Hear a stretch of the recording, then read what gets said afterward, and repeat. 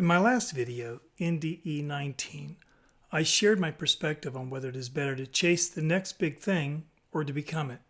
I also talked of truisms that hold us back. Today I want to talk about a critical part of preparing for that journey, and that's letting go of the past. When you let go of chasing the next big thing, you let go of the half-truths that surround it, whether they are the mantras of the priests of those false gods, or their jaded truths of realization you've paid dearly for in trying to run that race. The art of letting go is both an emotional and logical exercise. The dreams of the target goals are sold to you emotionally, and the rationale is sold with only half logic and truisms. Start fresh. The past is dust. Remember, you're already present because you're currently standing inside the eternity of a single moment. It's knowing that which makes you present.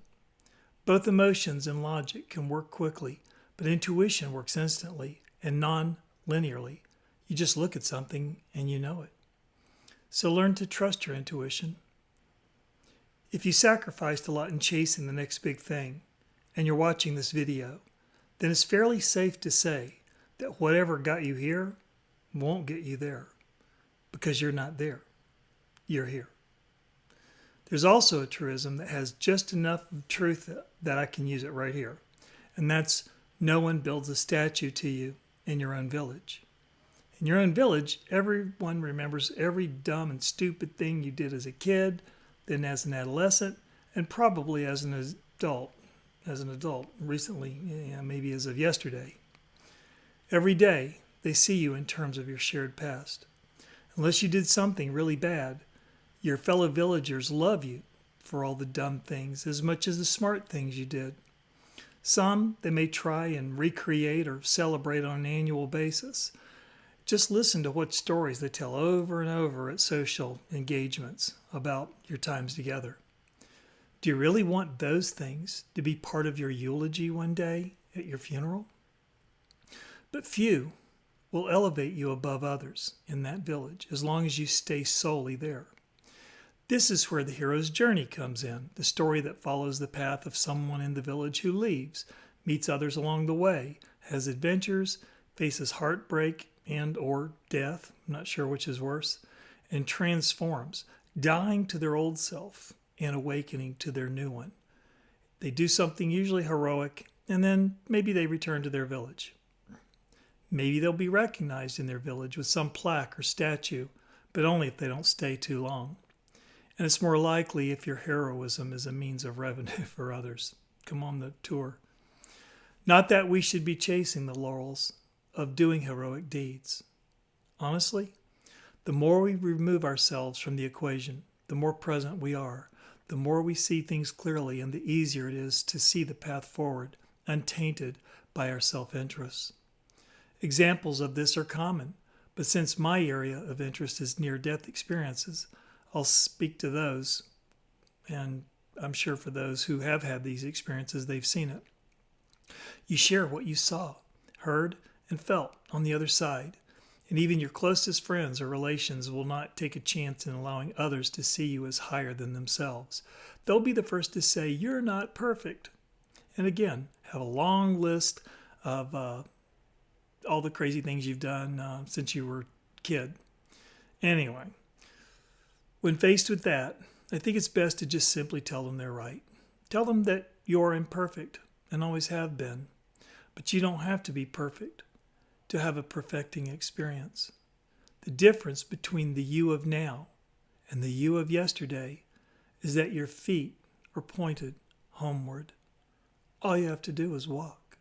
Your truth is just sharing what you see along the way and how you feel about it. Who needs to be holy to do that? So screw your well-intending friends who will defend their dismissive words in an effort to keep you humble, as they will say, but who are actually fighting tooth and nail with a world that wants to keep you here and will work through dulled minds to do so. It's the new friends, perhaps within the spiritually transformative experience or near-death experience populations, who won't know of your past and judge you by it, but they're excited to hear of your experience. compare notes, give and gain wisdom, and see you in terms of your potential, your future. In ancient Greece, the word educate meant to draw forth. The idea was that teachers didn't put knowledge in your head, as later Western thought seemed to consider. Their role was to remind you of what you already knew, that all truth and all beauty already exist within you. Their role as educators to draw forth were simply to wake you up to, again, what you already knew. Can you imagine being in a world like that? This is why it's important to speak to people in terms of their highest potential. If you connect with them on an empathic level, they'll try to live up to that potential. You're calling it out of them. You're expecting the best out of them. And when you talk and act this way, I promise you that you may be the only person that day, or maybe in their lives, who's talked to them in a way that validates who they are. And that right there can be life-changing, maybe for you, but especially for them. Someone finally believes in them. They have their own detractors holding them back, like a revolutionary. You're giving them a taste of freedom from the chains of the past. And with this tool, they can reinvent themselves. As you continue your way through the crowd, you can choose what new things to respond to, what new senses of self you want to contemplate, what new clothes you want to wear, or new friends you want to make. You'll know how successful you are when you start to feel differently about life than before. When people who speak ill of you aren't even worth the memory of having done so.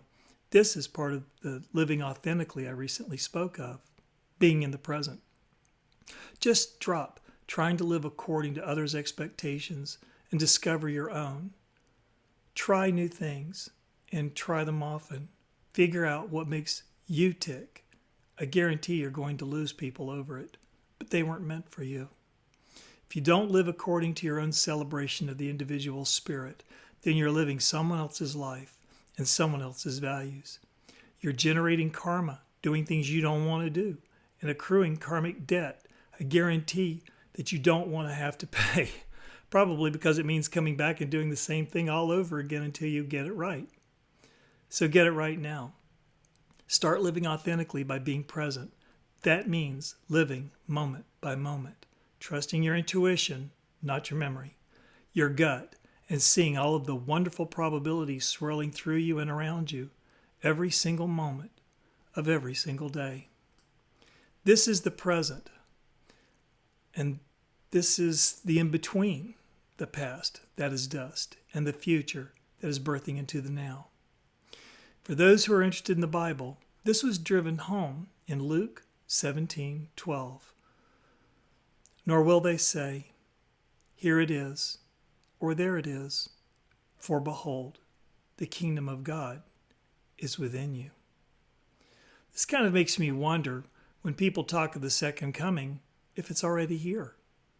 And why would I say that? Because it is reckoned that 5% of the world has had an NDE, which means that, more translated even within an STE, a spiritually transformative experience, we have more people. But for the NDE, that's 60 million more people than already live in the United States. So let's say that 5 out of 100 people, which is that ratio, who now have no fear of death and have had to channel their change from religion to spirituality, when they speak of Jesus' truth of being not a here or there thing, we understand what it is to have it among us because these people are speaking that truth. The statistics bear out what he says, and that is within us and among us. This, the waking up out of this bad dream, is the second coming, and no less paradigm busting as the first coming.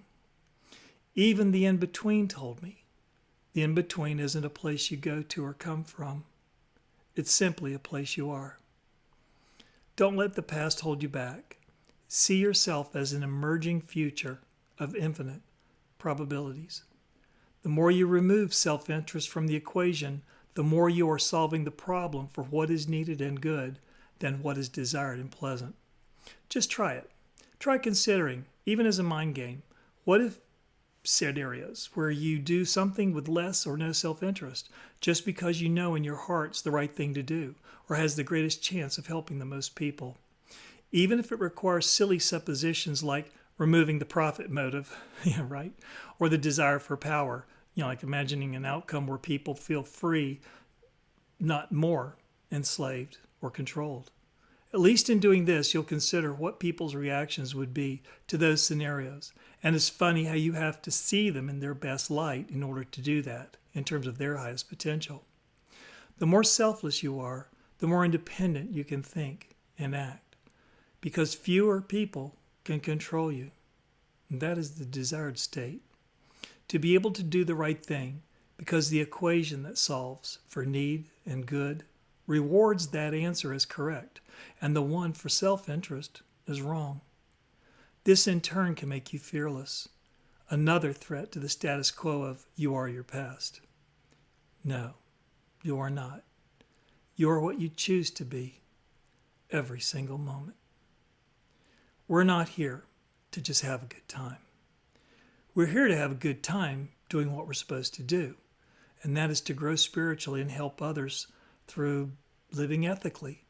And that's what the right use or way of things is, righteousness, as consistently translated from the ancient Hebrew to Old English.